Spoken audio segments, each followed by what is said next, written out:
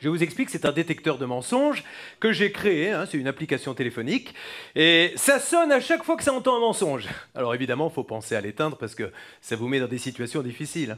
Et une fois, j'ai dragué une nana, j'ai oublié d'éteindre mon détecteur de mensonges. Alors quand je dis que j'ai dragué une nana, évidemment, c'était bien avant que je me marie. Hein.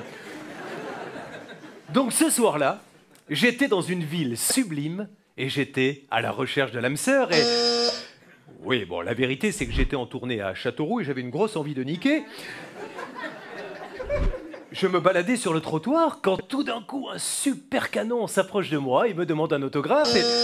Oui, bon, elle n'était pas vraiment canon, mais elle m'a demandé un autographe. Hein. Ouais, en fait, elle m'a rien demandé du tout, c'est moi qui l'ai appelé. Mais... Bon, j'ai sifflé un boudin qui passait dans la rue, ok. Alors la fille me dit « Waouh, je n'avais jamais été abordée avec autant de hardiesse. Mais qui es-tu, bel étranger ?» Bon, en fait, elle m'a dit « Ça serait pas toi le gros naze qui s'est fait virer de France 2 ?» Ah, moi aussi, ça m'a fait rire. Du coup, j'ai décidé de l'inviter dans un restaurant 3 étoiles au McDo. Et je lui ai donné rendez-vous. À 20h, elle m'attendait devant chez elle, sur le trottoir. Elle était habillée comme une princesse. Comme une pute. Comme un travelot. Au restaurant, j'étais captivé par sa conversation, par ses gros nichons. Et à la fin du repas, je lui dis « Allons nous balader dans Châteauroux, la nuit est si douce. » Bon, en fait, je lui dis « Oh, hé, il est déjà 22h, faut aller baiser. » Et j'ai payé les 2 repas. On a fait moitié-moitié. Enfin, je lui ai demandé d'avancer les 2 repas parce que j'avais oublié ma carte. J'étais interdit bancaire. On a été à mon hôtel, au Hilton, au Formule 1, à l'arrière de ma voiture.